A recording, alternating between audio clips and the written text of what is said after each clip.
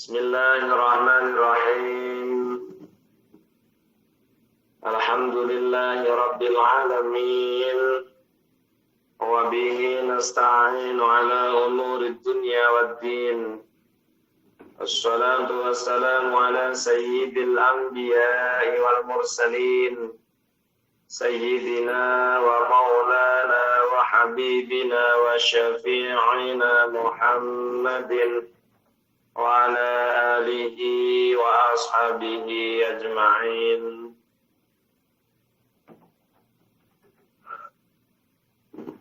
Subhanaka la ilma lana illa ma 'allamtana innaka antal alimul hakim. Wa tub 'alaina innaka antat tawwabur rahim. Rabbi shrah li sadri wa yassir li amri wahlul 'uqdatam min lisani yafqahu qawli. Wa qala mu'allif rahimahullah wa nafa'ana bihi wa fi 'ulumihi wa amaddana bi asrarihi wa a'ada 'alaina bi barakatihi. Nas'aluka ilman min indik wa fahman min indik wa barakatan min indik wa salamatan min indik. Amin amin ya rabbal alamin. Amin ya rabbal alamin. Bismillahirrahmanirrahim. Al-maqalatu saniyatu wal isrunan utai makalah kang kaping 22 kaping 22. Iku ngan Umar radhiyallahu anhu cinarita saking Umar radhiyallahu ta'ala anhu. Dawuhipun wallahi demi Allah ma ubtulitu bi baliyatin illa wa kana lillahi alayya fiha arba'un ni'amin. Amin.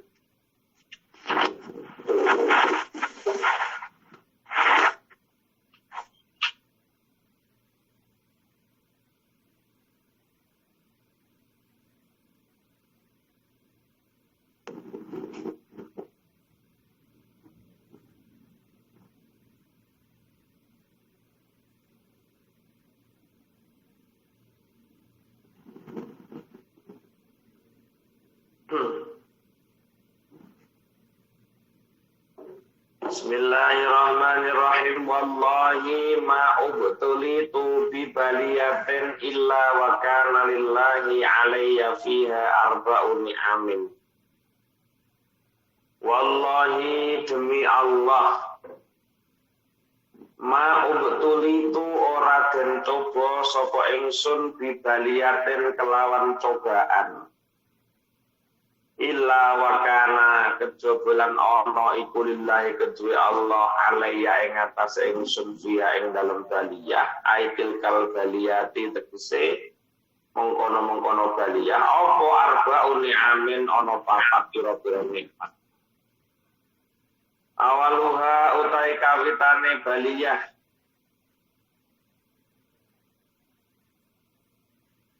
iku iza lam takun nalikane ora ono apa baliyah iku fidini ing dalem agama ingsun.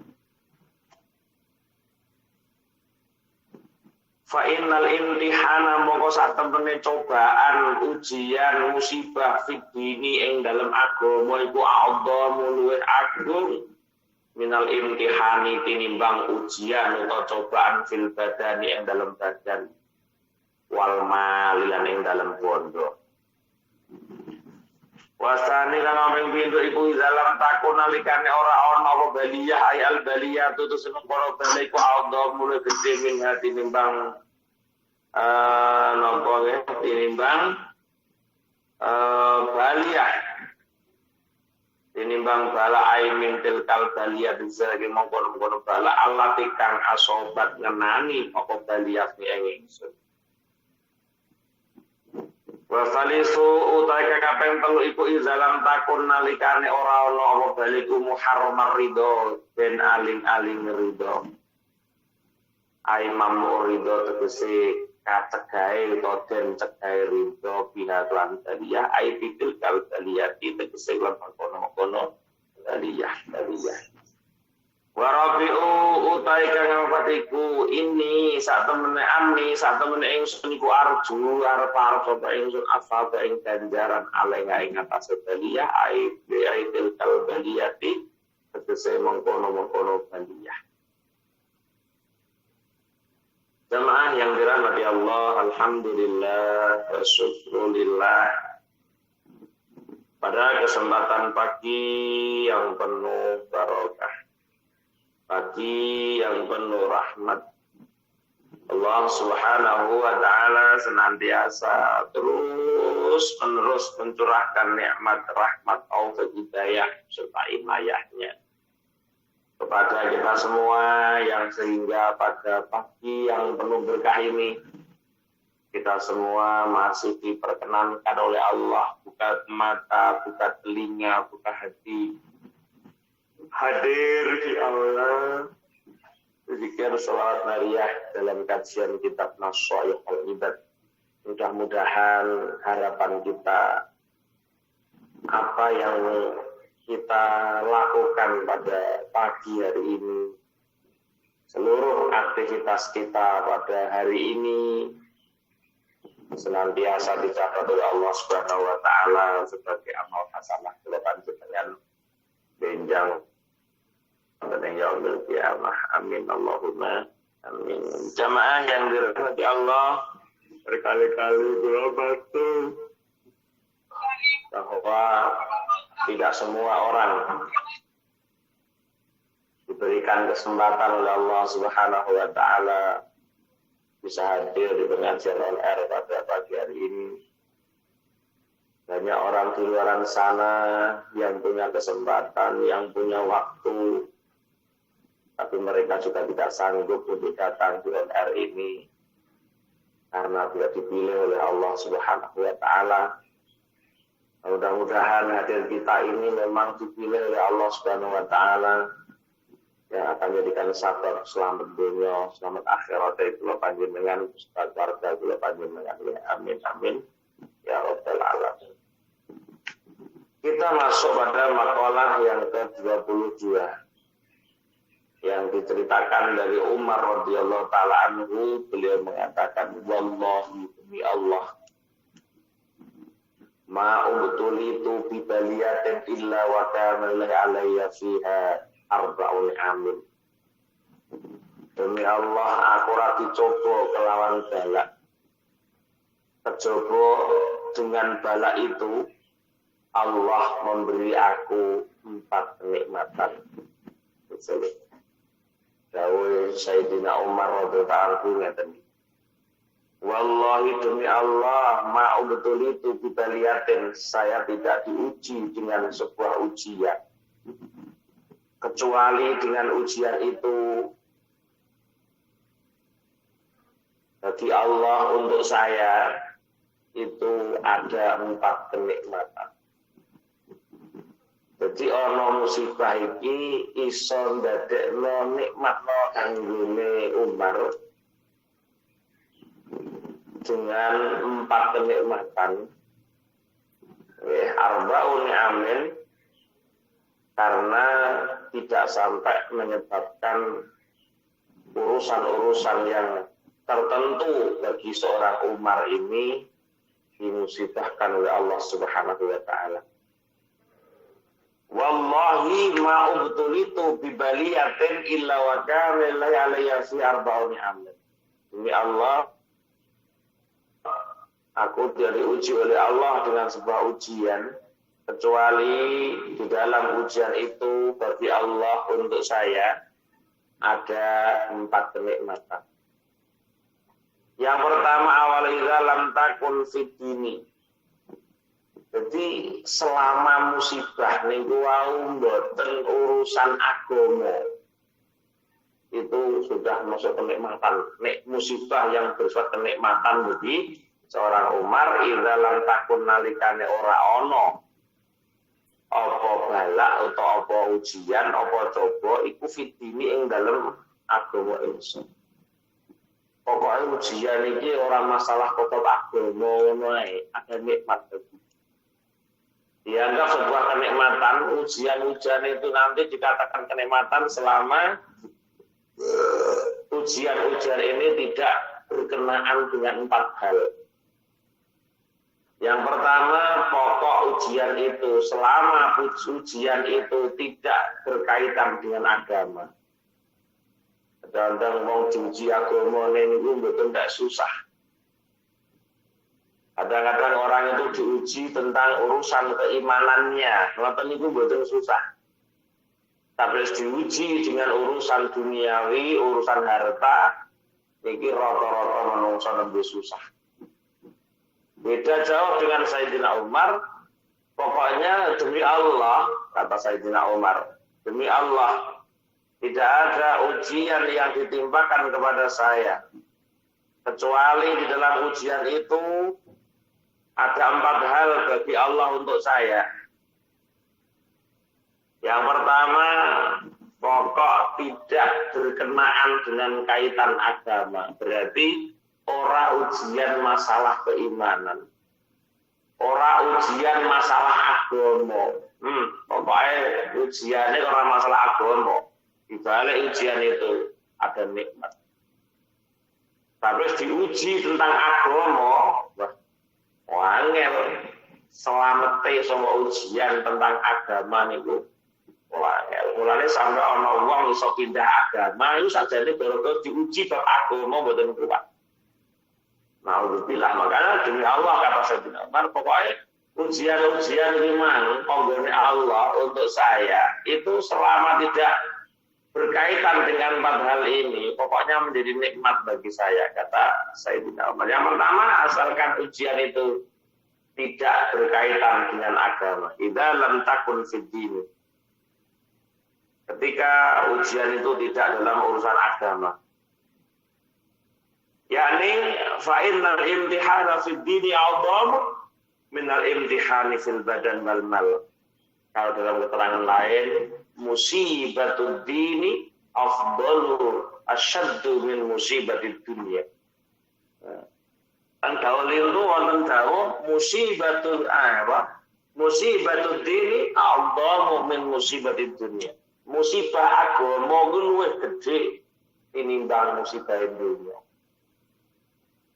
Mulane dipun dawakan fa innal imtihana fid dini a'dhamu. Sesungguhnya cobaan di dalam agama itu lebih besar minal imtihani fil badan daripada ujian yang ditimpakan ning gone badan seseorang sakit, lara, kejulinu. Wal mali lan bondo, ujian rupa ilang bondone itu tak seberapa dengan apa? Dengan urusan keagamaan. Dan jadi musibah agama luwih agung, luwih gede tinimbang musibah dunia. Musibah dini a'dhamu min musibah dunia. Musibah karo agama luwih gede tinimbang musibah kaitan karo dunia. Tapi kenapa manusia justru malah dibalik ketika urusan duniawi dikenakan musibah? Sedih mboten karu-karuan. Tapi ketika urusan agama dia kena musibah, betul begitu susah. Dan eneng wong ketinggalan takbiratul ihram imam itu musibah agama. Tapi betul susah. Ya. Eneng wong haji wonten Mekah wekdal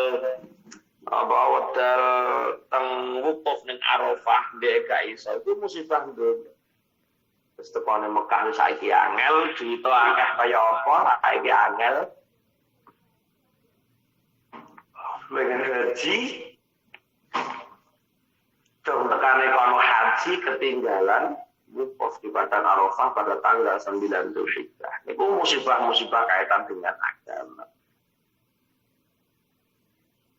Ndi sing merugikan agama kita itu musibah sebetulnya.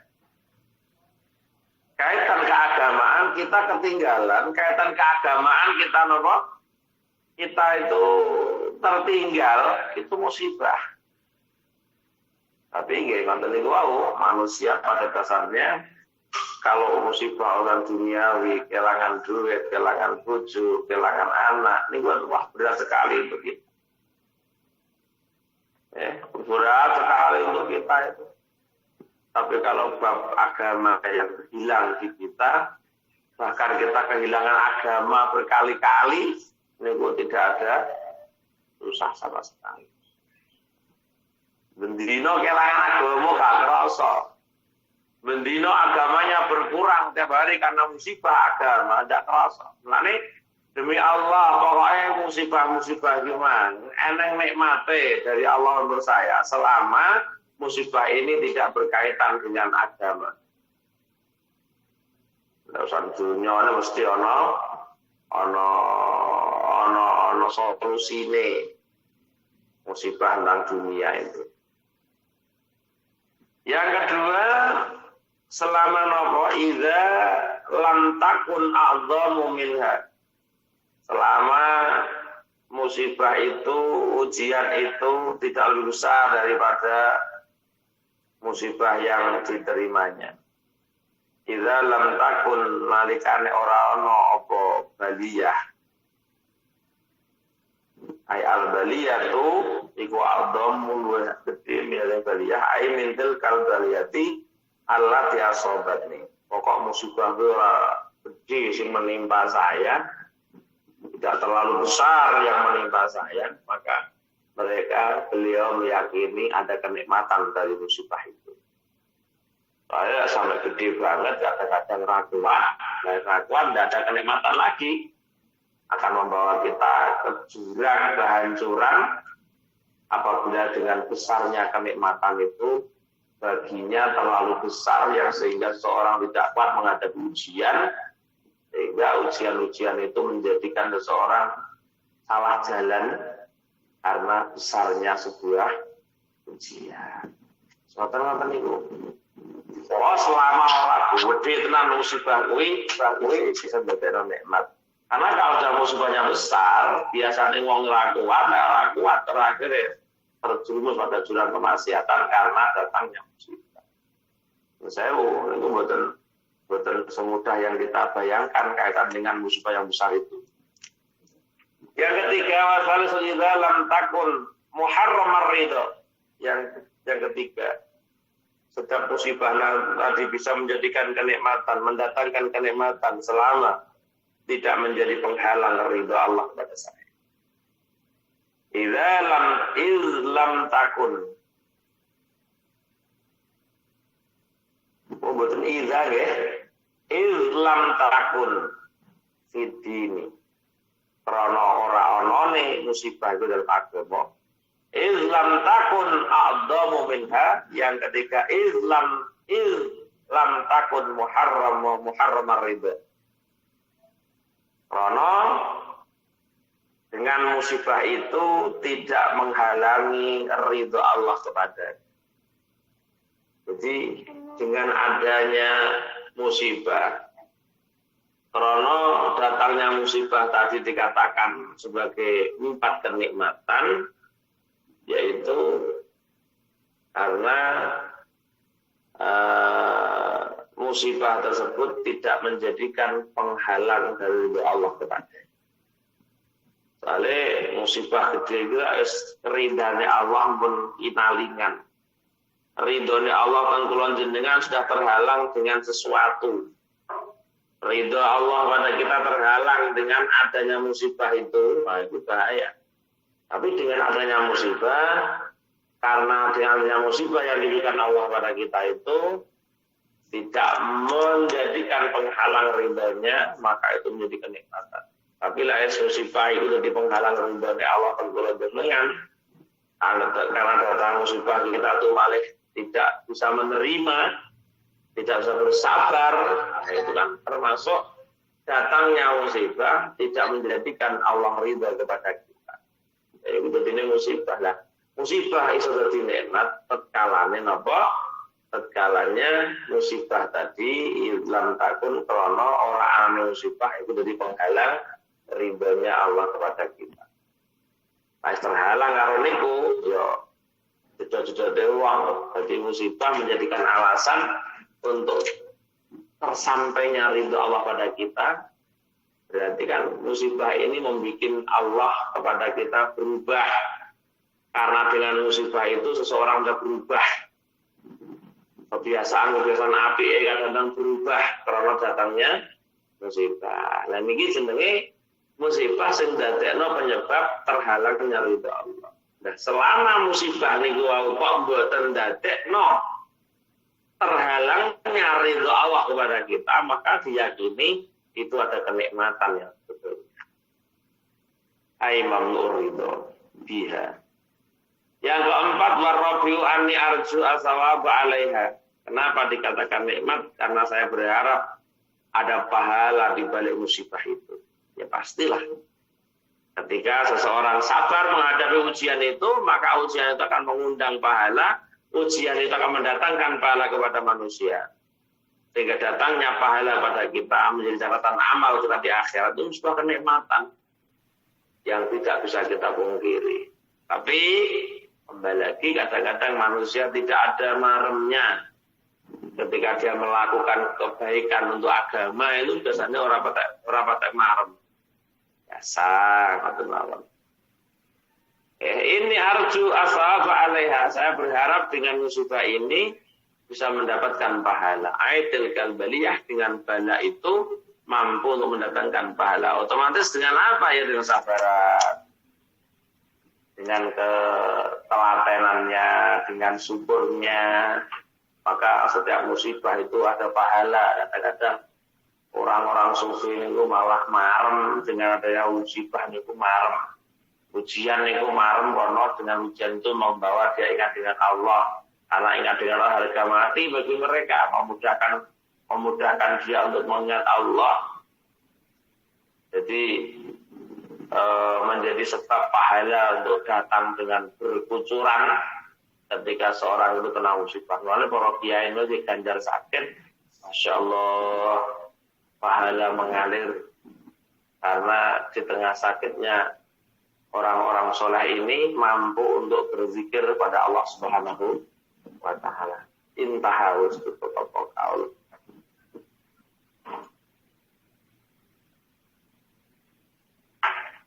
Wal maqalatu salisatu wal isrun utai maqalah sing kaping 23.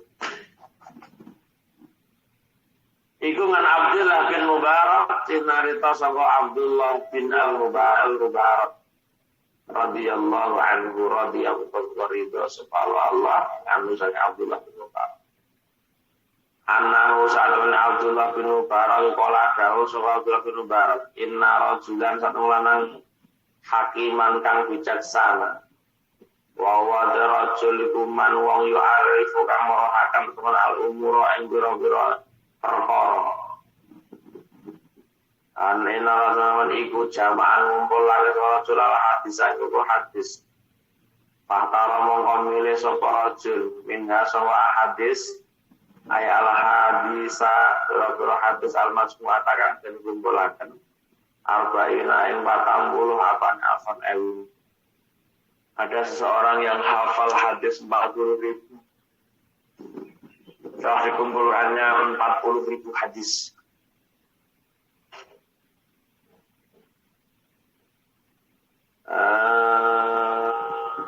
Kalau hadisi sawar al-muntaqat dikang den pilih. Ada 40.000 hadis yang dipilih. 4.000. Oh, 40.000 hadis. Suma ing karo mongko milih swara mina sangka arba'ina alfan ya. Baru itu milih 50.000 minha sangka mana ya? Arba'ina alfan arba'ata alafin 4.000. Dari dia hafal 40.000 hadis, dia pilih 4.000. Sumah taro mongkon milih sapa rajul minasangka 4.000 arba'ata alafin ing 4.000.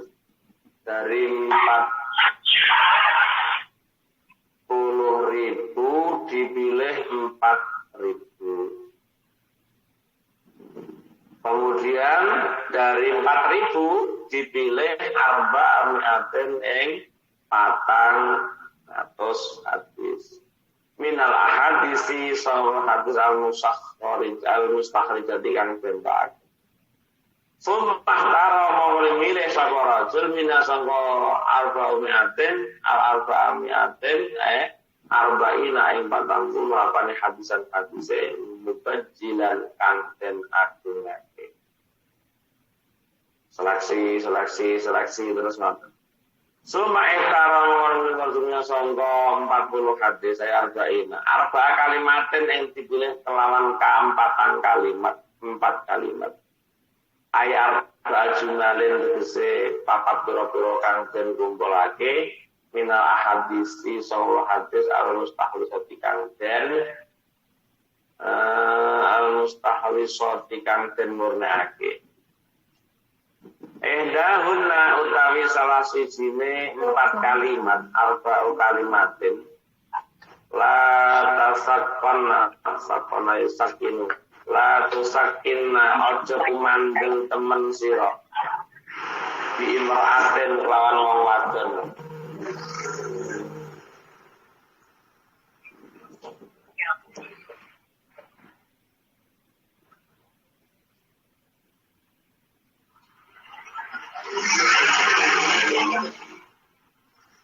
Ya, Mbak Ida simut nggih.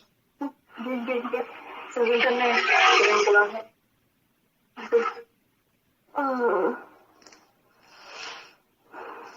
Nah, Bismillahirrahmanirrahim. Jadi ada seorang rajul, Abdul Mubarak nawakan, ada laki-laki yang bijaksana yang mengumpulkan sekitar 40.000 hadis. Dia ini hafal 40.000 hadis. Setelah dia menghafal 40 hadis, dia seleksi, dia pilih sekitar 4.000 hadis. Dari 4.000 hadis, dia seleksi tinggal 40 hadis. Dari 40 hadis diseleksi tinggal 4 kalimat yang dia pegang. Akhirnya, bila apa hadis 40 hawi, sing dadi tetangginan iki mek 4 kalimat kanggo dipilih tenan. Supaya jan ngilmu tenan iki 4 kalimat. Apa 4 kalimat itu? Yang pertama, la tusakinna bi imra'atin. Aja kumandel temen sira bi imra'atin kan wong wadon. Ai la tatmainnu. Tegese aja anteng temen sira ilaiha maring imra'ah. Wala tak tamin lan aja percaya sira ha ing imra'ah ala kulli halin ing atase tingkah. Bala buta balik wajib dirajuli kudu wong lanang apa minal zikrati kudu cemburu. Karohatan krono geding sirkatal ghair ing ngancane wong liya dihakihi ing dalem khairat. Ini kata-kata niki yang menjadi pilihan seorang rajul hakim niki. Ojo kumandel karo wong wedok dalam segala hal.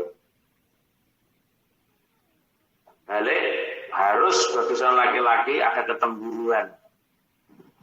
Benci diduakan dengan yang lain dalam seluruh hal. Kaya bojo ngladeni wong lanang sepenuhnya, kok ngladeni wong lanang liya sepenuhnya kaya ngladeni bojo. Iku kudu cemburu. Jadi wong lanang iki ora oleh percaya nemen-nemen karo wong wedok ngono sire. Tapi nggih tidak boleh dalam segala hal. Artinya jangan percaya pada perempuan dalam segala hal. Sampai saya tuh dibilang oleh guru saya, kamu tak kasih tahu, tapi jangan sampai istrimu tahu. Sampai sekarang ada sebuah rahasia, namun tidak begitu masalah rahasia ini. yang istri saya tidak boleh tahu atas apa yang disampaikan guru saya pada saya. Wong wedok ini dipercaya kadang-kadang ya angel. Karena apa? Sifat seorang perempuan itu tergila-gila dengan harta. Contoh yang sudah masuk, bagaimana seorang Samun Al-Ghazi bisa dipreteli oleh orang kafir karena Samun Al-Ghazi tidak bisa menjaga rahasia dari istri. Nanti wong kudu duwe rahasia sing wong wedok ora oleh ngerti kudu dijelikno tenan. Wong wedok ya kudu mengerti tentang hal ini, tidak ora percaya wedok malah wong lanang yang percaya malah ndoco ngono. Kita peneng kok. Karena kaitan godaan itu, harta itu, seorang perempuan itu lebih mudah daripada laki-laki ketika digoda tentang harta. Dan mulane kudu ojo anteng temen, ojo anteng lan ojo percaya karo wong itu dalam segala hal. Artinya percaya wong itu ya oleh kita harus percaya dengan istri, tapi jangan segala hal kamu percayakan kepada. Lalu sampai guru kula niku ndawuh, nek bojomu sekirane wong boros, ya aja kabeh duit kok cekel bojo. Ya dan itu disudoi. Karena ini gua kedemenan wong wedok niku nafsunya itu membara. Ketika dia pegang uang itu, waduh, selalu urusan perkara sesuk piye, ngoten niku kadang-kadang mboten ngurus. Nah, makane dulu gua sampai bojomu iki dipercaya kalau duit mau ngewagane kok boros, ora usah cekel duit, kasih jatah secukupnya saja. Wong wedok seneng shopping kali duit, bar.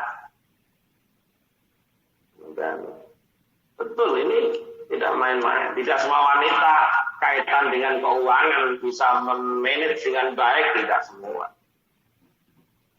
Apalagi dia tidak merasakan golek karena nombor tok, sulit memanage uang suami itu sulit. Itu kalau jenengan nek golek-golek dhewe, kalau memanage uangnya mesti manajemennya bagus jenengan nih. Golek-golek dhewe. Tapi ora mikir golek karena nombor tok, biasanya sulit perempuan untuk mengendalikan nafsunya kaitan dengan itu.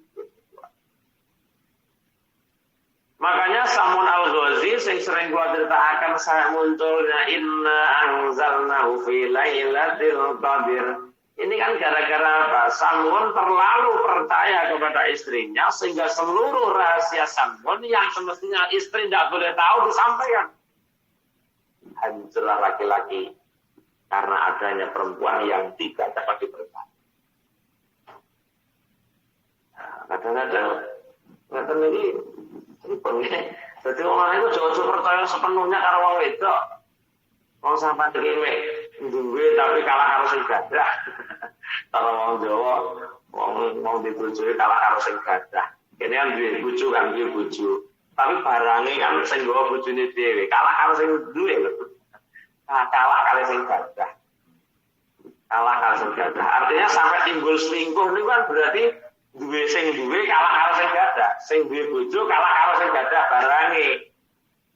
Barange sing gadah wong wedok. Bener wong wedok iki bojone wong lanang, tapi kan wong lanang kalah karo sing gadah. Jadi kalah karo gadah barange niku wau. Barang perempuan yang bisa dipakai laki-laki lain kan biasa, laki-laki kan enggak tahu. Tinggal kerja nang omah. Soalnya tipake ndeneng, tipake kan enggak ada, bekasnya tidak ada. Ketika ada seorang perempuan selingkuh, ini tidak ada bekasnya. Ya cara wong Jawa, alah ngondak ngene kok beker, minggu ngadeg ya boleh, malah bahaya nek ora ngajar. Karena apa? Memang tidak ada bekasnya sama sekali. Barangnya ya panggah utuh kuwi ae. Ya ora kalong, bar tinggi selingkuh ki ya ora kok terus kalong piye kan ya mboten. Makanya seorang laki-laki jangan terlalu percaya kepada perempuan dalam segala hal. Artinya, ketika ada sesuatu yang semestinya harus dirahasiakan oleh sang suami, maka suami harus merahasiakan dan istri harus tahu diri. Ojo malah nesu. Jenenge omah-omah ora transparan. Jenenge omah-omah ora saling percaya. Piye carane omah ngene iki jenenge? Ya aja ngono. Kita menyadari Ketika nanti ada rahasia besar suami yang dikasih tahu ke istri, mampu nggak istri menjaga rahasia ini? Nanti loh. Kadung gedeng bojone pas pegelan karo bojone sembarang dibrolno. Nah dadi wong wedok lek pas sedang tukaran karo bojo, aja sok njagong karo wong liya, pegelmu karo bojo ndadekno nyeritakno aib bojomu ning gone wong liya. Sehingga hal-hal yang semestinya dirahasiakan akan dibongkar nanti oleh perempuan. Karena sifatnya seperti itu. Ya. Jadi tidak boleh tahu. Bahaya. Kalau dia sekiranya bahaya, ya itu sampai juga. Itu percaya teman-teman dari ini yang diikuti oleh seorang rajul ini. Jangan percaya kamu dengan seorang perempuan dalam segala hal. Jadi masalah ini percaya, masalah itu dengan situasi seperti ini, hal ini jangan kamu pertanyakan. Wala tatma'inna ilaiha wala ta'taminnaha ala kulli hal. Ojo merasa nyaman kamu dengan perempuan itu dan jangan percaya kamu dengan perempuan itu dalam segala hal. Ojo ala kulli hali dalam segala bidang apapun jangan kau sekiranya rahasia boleh dirahasiakan. Dan kita perempuan ya harus menyadari balaghu dal rajul min al-ghirah mulane wong lanang kudu cemburu. Sebab apa? Nanti cemburu niki balaghu dal rajul lirrajuli min al-ghirah ay karahata syirkatul ghairi fi haqi. Padahal sampai bojomu, padahal wong lanang duwe bojo melakukan hal yang sama kepada laki-laki lain. Ya, jangan terlalu baik kepada laki-laki lain seperti Anda baik dengan suamimu. Maksudnya paham ya? Ketika Anda melayani laki-laki lain seperti melayani suamimu sendiri, kan kamu jenenge selingkuh. Nah, seorang laki-laki harus cemburu dengan itu. Harus punya ghirah, harus punya cemburu. Kalau sampai ada laki-laki lain yang ada di hati suami, di hati istrimu, di hati istrimu, memiliki hak yang sama seperti kamu di hati istri. Makanya jadi wong wedok ojo sampai menduakan suami dengan memasukkan hatimu pada laki-laki lain yang seperti memasukkan seperti masuknya suami dalam hatimu. Wih so bahaya. Betul. Buat seorang perempuan itu bisa berbahaya. Wong wedok ini masya Allah. Gampang, rayu wong wedok niku gampang. Contoh, rayu wong wedok niku gampang nyatukan main. Banyak pengalaman yang ada saya jumpai. Ketika perempuan dalam kondisi yang kesepian, banyak laki-laki masuk di dalam kesepiannya untuk memanfaatkan kesempatan dalam kesempitan itu. Wong wedok artinya gampang niku. Ojo mengklaim wong wedok enggak. Saya tahu Pak. Sehingga wong lanang ora patek ganteng karo bojone lho ganteng bojone banget. Ngono sik milih wong lanang ki man. Gila sing lanang karo sing ganteng kuwi pantes ae. Iki anake wong wedok duwe bojo ganteng. Malah seneng karo wong wedok wong lanang sing ora patek ganteng. Di sini kita bisa menyimpulkan bahwa perempuan tidak butuh ketampanan, tapi perempuan hanya butuh untuk pengertian. Keterak wong lanang pengertian karo wong wedok iman, boleh wong wedok dong. Dipun, Mbak, mun dar apa dereng? Ditanya terus ngono modele itu perhatikan. Niku wis artine wis ya Allah. Buyah dadi wong wedok. Anak wong wedok duwe suami, suaminya acuh tidak tahu tentang istrinya, tiba-tiba ada laki-laki yang bisa masuk di hati istrinya dengan perhatian yang lebih kepada istri orang lain ini, ya Allah, suami bisa tahu seketika hilang nama suami di hatinya. Padahal seorang istri harus terukir nama suami di dalam hatinya, sehingga tidak goyah dengan godaan apapun. Karena di hatinya tertulis nama suami. Ayo, aja kok tenanan. Lalu ini tenanan, ini bagaian gitu. Ya. Mudah. Makanya saya jadi laki-laki kudu duwe rasa cemburu. Kalau sampai percaya penuhnya, aku percaya bojoku lala aja ngono. Apalagi suami di rumah, istri di Taiwan, bahaya. Aja terlalu percaya, kudu cemburu, kudu marah. Kaitan dengan hal-hal seperti itu. Karena apa? Di Taiwan sana ada laki-laki yang sedikit perhatian kepada dia. Masya Allah, wong wedok luluh kaki ini. Wong wedok penyakitnya kok kapan diperhatikan, nampun toh. Segalanya akan diberikan kepada orang yang memperhatikan. Benar.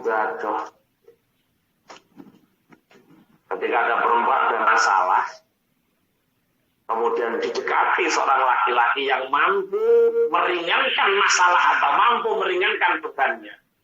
Jadi seneng kok wong wedok ngono. Sehingga dia berkata, entah kenapa ketika aku di dekatmu merasa nyaman. Tapi entah kenapa ketika aku dekat dengan suamiku terasa seperti di neraka. Oh, lalu timbulnya ini harus diedalik. Maka jadi suami juga harus pintar ambil hati istrimu. Yang artinya mengambil hati istri bagaimana? Perhatikan istrimu, apa yang dia mau, perhatikan keinginannya. Jadi suami bisa memahami istri, baru suami yang seperti ini akan jadi suami idaman bagi istri. Pengertian, memanjakan. Kalau suami tidak mau tahu, kadang-kadang suami menang sendiri, hingga timbul perselingkuhan sang istri dengan laki-laki lain, itu salah suami juga, mantul. Makanya di sini harus ada ghirah, ada cemburu. Kalau nanti ada orang yang diduakan di hati istrimu, seperti mereka menduakan kamu laki-laki di hati istrimu. Hati-hati loh ya. Orang lanang podo ae, jangan sampai nama perempuan lain singgah di hatimu. Jangan sampai nama perempuan lain singgah di hatimu sehingga menduakan istri. Timbul menduakan karena apa? Ada nama perempuan lain singgah di hati laki-laki, atau sebaliknya ada nama laki-laki lain yang singgah di hati seorang perempuan sehingga perempuan bisa menduakan suami. Tapi yang penting di sini adalah laki-laki jangan percaya 100% dengan istri. Dan ini saya minta ibu-ibu harus pengertian juga. Loh, kenapa Pak? Kita kan suami istri harus tahu nekku. Atau ngene saiki lek ibu permosa. Ibu-ibu permosa ngene. Nekku ya nekku. Nekku dhewe. Jadi sehingga dia tidak mau menerima. Kadang-kadang sekali menerima, jangan mendengar kata-kata niki, kadang-kadang tidak terima. Loh, iya toh Pak? Apa pengelolaan kok tidak dipercaya? Tidak. Maka di sini sampaikan, tidak dalam segala bidang laki-laki harus percaya dengan perempuan. Artinya harus ada hal yang sudah dirahasiakan oleh seorang suami, tatkala ada rahasia besar yang akan meruntuhkan keimanan seorang istri. Yang akan meruntuhkan keimanan seorang istri, bahaya, jangan sampai dikasih tahu. Karena sudah banyak contoh loh yang kita kasih tahu bahwa seorang samun bisa kalah dan dihukum oleh orang-orang kafir karena dia percaya dengan istrinya. Ketika tanya, Pak, mengapa samun itu apa loh Pak? Sama ini ngomong aja terus sampai pol. Sama ini pengapesannya apa? Jimatmu itu apa sampean ini? Itu kan rahasia semestinya. Ya sakit senengnya kalau bojo, kadang-kadang laki-laki sakit senengnya dengan istri, kadang-kadang dimanfaatkan oleh istri. Gara-gara duit nih, bojone Samun Al-Ghazi nih. Yo, bojomu rasa menyu. Oh, Mbak, bojoku rasa empuh, aku ora ngerti. Yo, takokno ya nyang bojomu. Pengapesane apa bojomu? Lek sampean iso nakokno, iso ngerteni pengapesan bojomu, berapa dirham tak kasih ke kalian. Kamu tak kasih uang yang banyak sekali kalau kamu. Kece atine wong wedok ditarik duit ngoten. Tenang apa piye? Tenang wis lah, pokok awakmu kok iso ngerti kelemahan dari suamimu, tak kasih berapapun uang yang kamu minta. Akhirnya takok tenan. Aku iki lek kapan di sendal jaran ngalor ngidul sikilku yo aku yo semplah, yo kalah ngono aneh. Pokoke rambut galak iku iki dicabut ngono alah aku selempah. Akhirnya disampaikan betul, setelah dia tidur diambil manfaat kelemahannya, baru lemas lah dia tenaga apa ditelokno wong kafir. Inilah yang dikhawatirkan. Makanya suami harus percaya dengan istri betul, tapi tidak segala bidang. Tidak segala bidang dan segala hal yang harus dipercayakan. Ketika ada rahasia besar, maka jangan sampai istri ikut tahu tentang rahasia besar. Maksud saya sendiri, saya sangat berkali-kali. Saya itu punya rahasia dari saya. Ketika guru saya menyampaikan ke saya, Ustaz, kamu tak gini.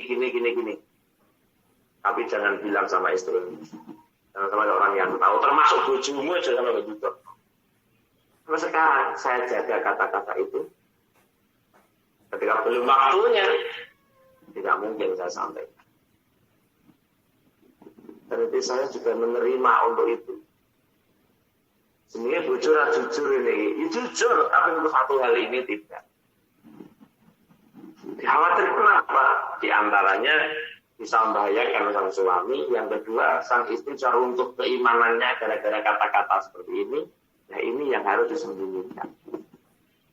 Kalau tuh, aku udah sampai lali kadang-kadang. Sebenarnya kalau cerita saya lali. Pesan dari guru saya itu, yang istri tidak boleh tahu tuh. Tapi masih menunggu soalnya, masih menunggu dari pesan itu kapan akan terrealisasi. Nah ini saya masih menunggu. Mungkin setelah terrealisasi apa yang disampaikan guru saya ke saya, baru mungkin saya bisa bercerita dengan istri saya. Dan setiap saya sowan kiai saya pulang tak kasih tahu guru saya apa yang disampaikan guru saya. Karena dia bertanya, ya ini tahu apa? Mesti ngoten niku. Ada yang tidak saya sampaikan. Orang masalah wayuh loh, kok sampean mikirnya wayuh, betul lagi. Bismillahirrahmanirrahim. Yang kedua timang wasaniatula taghtaronna bil mal. Jangan sampai kau kebujuk dengan harta la taghtaronna, atau kebujuk teman sira bil malik lan bondo. Ailata dari 4.000 hadis, dia hanya memegang 4 kalimat ini yang sudah jadi bekal untuk kehidupannya menuju ridho Allah. Yang pertama, jangan terlalu percaya dengan perempuan dalam segala hal. Yang kedua, jangan terbujuk kamu dengan harta. Ailata dzunnu, ojo nyono temen sira al-amma ing merasa nyaman selamat minal halak dari kerusakan bisa berbil mal dengan sebab ada harta. Ini kan banyak orang, alah pokok duit wis tenang, walalah pokok duit kok tenang gitu. Ini sekilas kalau kita memahami, memaknai kata-kata itu memang dibenarkan kita orang ngebujuk kok. Terus pokok duit iki tenang, aman. Omah-omah duit aman piye sampean dibujuk sugih malah ora aman. Wis bojomu ganteng, duit akeh pisan, walah malah ora aman sampean. Tapi ya, kalau nakal wong wedok ngono ya langsung tertarik. Masalahnya apa sugih. Maka Anda salah ketika punya pengertian. Duit-duit iki lah pokok urip duit-duit iki aman. Sing penting ana duit nyaman urip. Banyak orang yang punya uang banyak itu tidak nyaman. Tidak kurang-kurang orang yang banyak uangnya tapi tidak merasakan kenyamanan dalam hidupnya. Tapi bagi kita yang belum pernah punya duit, yang punya impian besar ini, menerima bahwa hidup dengan uang akan mendapatkan kenyamanan.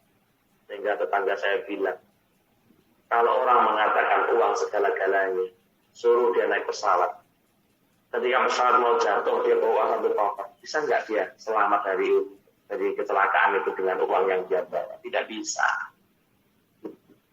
Waduh, tenang aja. Pesawat tunggu doa kayak tenang aja. Pesawat tetap dulu awalnya tunggu doa kayak tenang aja. Melok mati, saya maunya. Kadang-kadang kita harus berpikir hal seperti ini sehingga bisa menjadikan pengurangan kecintaan kita dengan dunia. Bahwa la taghtaronna bil mal. Jangan sampai kamu terbujuk dengan harta. Harta ini hanya mengelabui kita. Wis to, lek ngelabui piye wis to.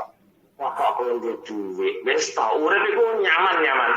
Tenang ae, kapan duit tenang urip wis to. Ngoten lho. Lek bojo duit setan yang gue jalan. Makanya Anda jangan kau berprasangka merasa nyaman dari kesusahan dengan sebabnya harta.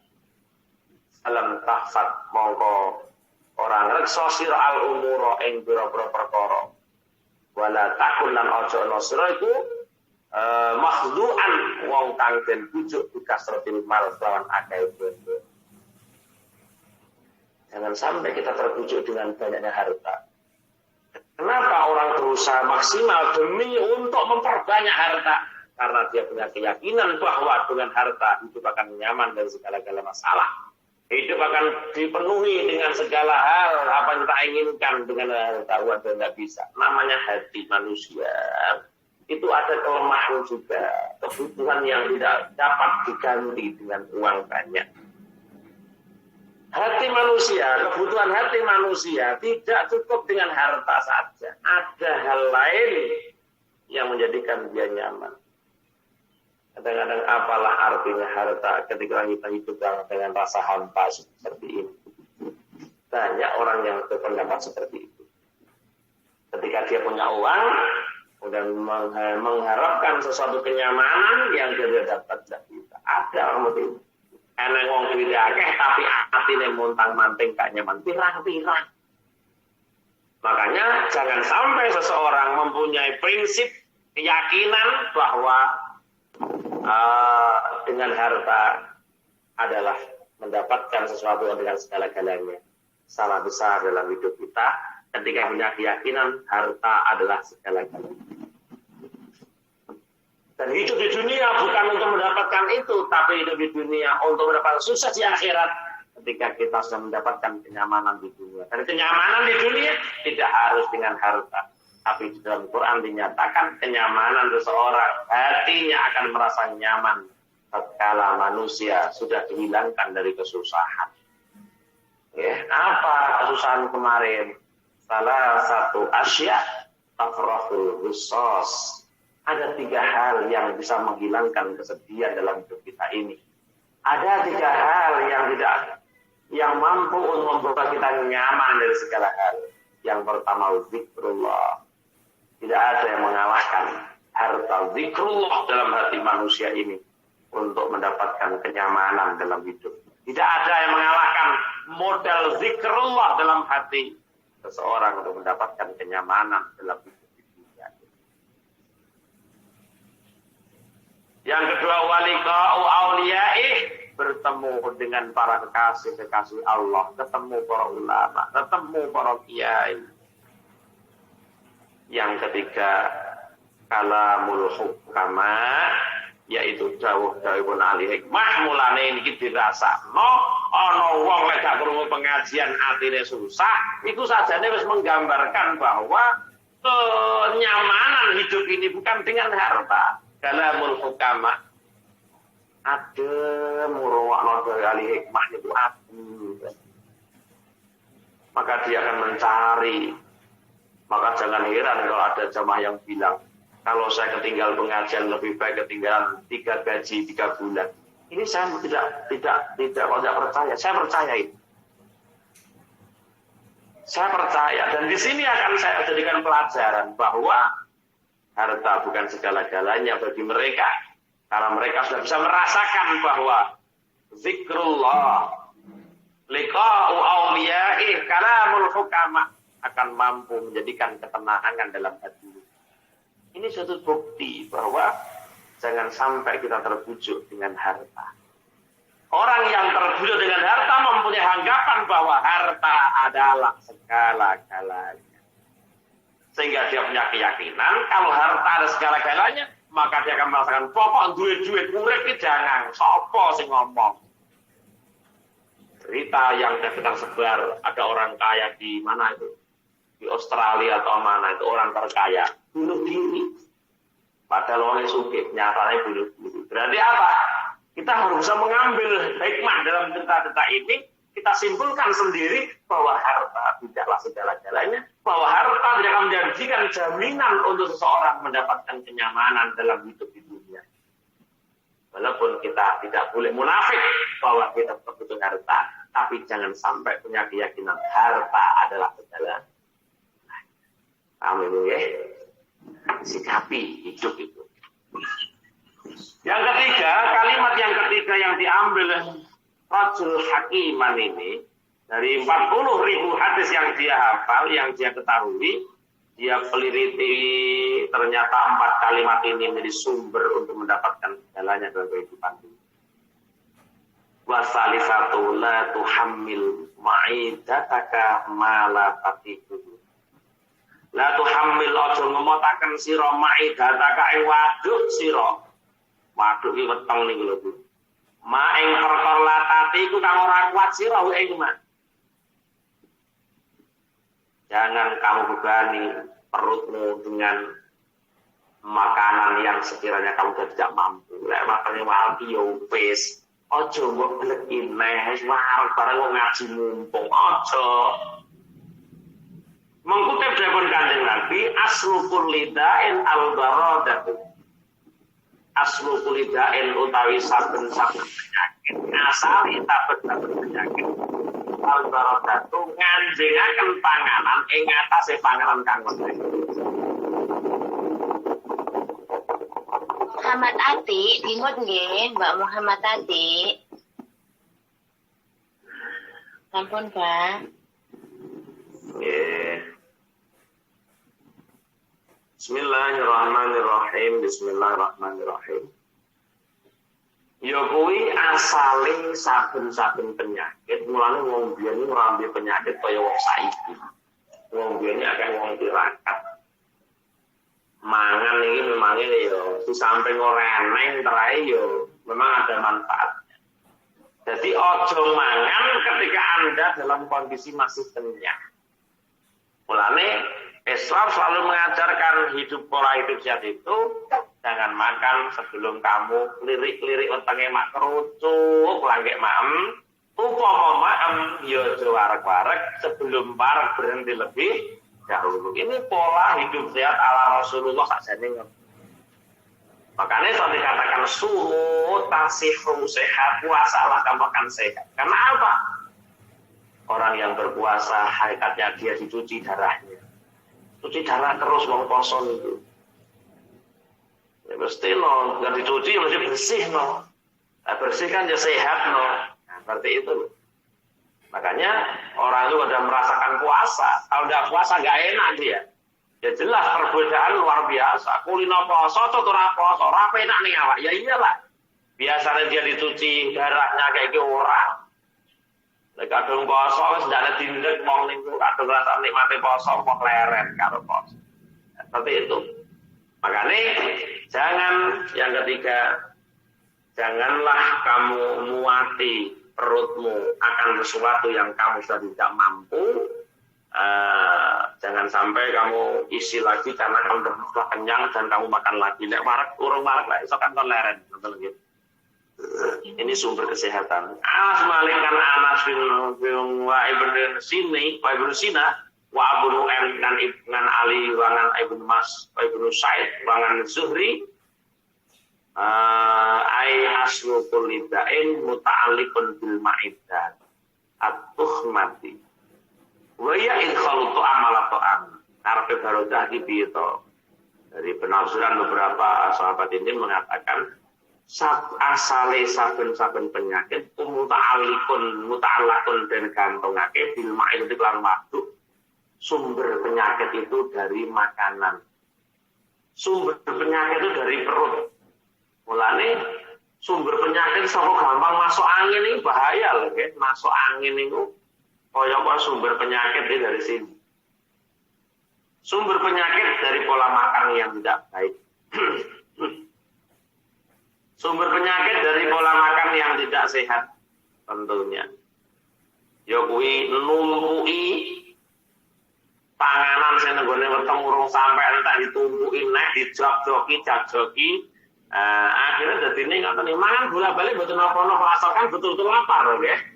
Sebelah belu niku mangan sedina ping pira ngoten lho sampean. Sebelah belu niku akan mangan luwe ndak apa-apa.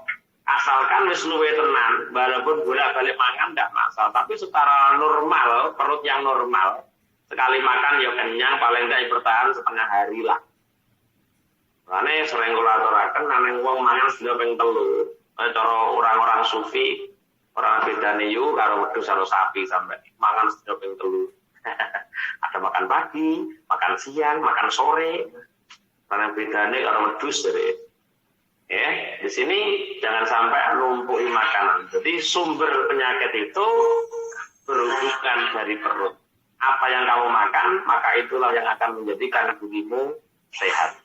Apa yang kamu makan, itulah yang akan menjadikan dirimu sakit.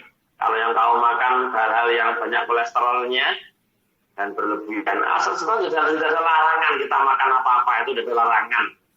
Arep mangan sate kambing, arep mangan rawon, arep mangan apa, ndak ada larangan asalkan jangan berlebihan. Intinya ngoten niku lho. Ketika kita makan hal yang wis oleh, makan kepiting oleh, mangan kepiting iki oleh, asalkan tidak kolesterol tinggi apa ada. Pokok aja akeh-akeh. Akeh-akeh ya penyakit sembarang lek kakean ya mesti elek. Pengen kepiting pedi karo kolesterol lah ya ngiler tok mangan tapi setitik ae pengen nurang pedi kolesterol rasa mangan setitik ae sitok wis ngono ya lho. Nah kelemahan kita kalau sudah merasakan enak mau mandek lah kuwi sing dadi penyakit ini sumber penyakit aslu kulitain muta'allaqun bil ma'idah.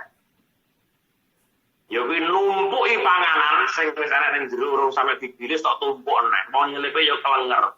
Yu sing esok tak giling wis terineh. Nah, akhirnya apa? Timbul menjadi penyakit khalut ta'am ala ta'am bakada surbul ma akibat ta'am. Begitu juga minum air setelah makan. Au baina ta'am ini atau antara dua makanan. Qabla hadmil awal sadurunge ajure panganan kang awal. Jadi mulane wong mbiyen selalu dawuh lek urung bar mangan aja ngombe. Kadang-kadang kalau sampean mangan 20-an lah 30-an ngombe enggak boleh itu, enggak boleh. Jadi banyu pangan kan lumpuk panganan. Jadi bar mangan langsung ngombe. Jane kulo wasrafu nek Qur'ane mangano kayak ngombe ya. Tapi di sini ya betul, tapi ada kira-kira ada jeda yang sekiranya makanan itu sudah hancur ya baru kita minum. Maka enggak boleh kita makan minum apa? Auben atau ama ini makan di antara 2 sendok tadi. 1 sendok mangan, terus tengah-tengah sendok ngombe, baru mangan neh. Minum di tengah-tengah makan. Jangan kau lakukan. Wong dia tidak parang tenang. Kulo iki melok wong tuwek suwi. Ya, jadi ketika kulo itu mangan kok urung cukup ngombe, diseneni kalih madi kulo. Mangan urung cukup ngombe. Padahal tak takoni dhewe ya ora alesane. Ya apa para oleh. Ya ora ero, tapi jare wong ben ra elok ternyata betul.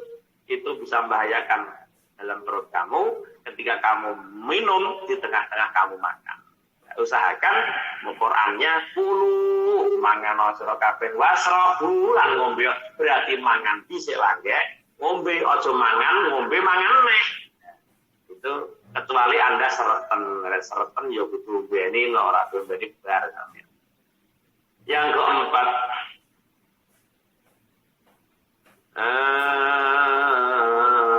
keempat warafi'u wallahu a'lam bis-shawab.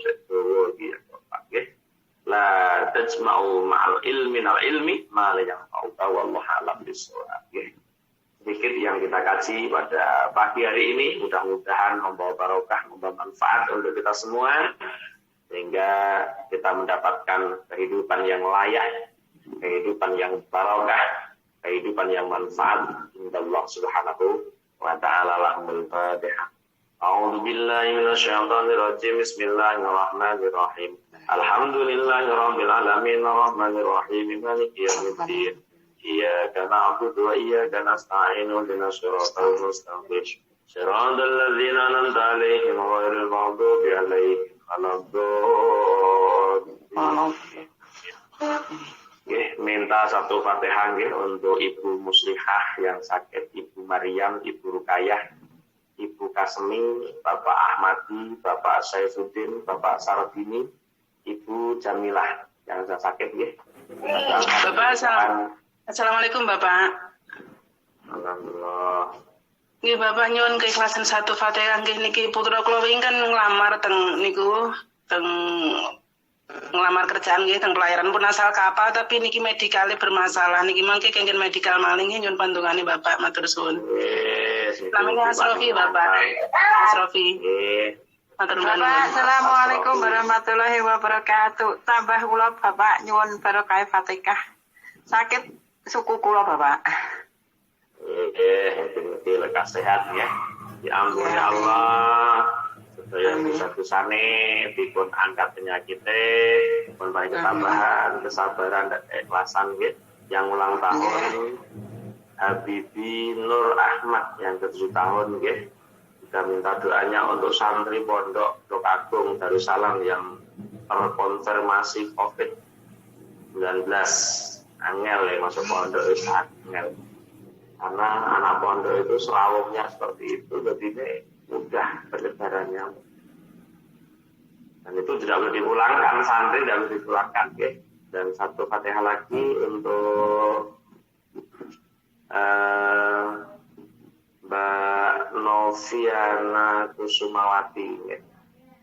Yang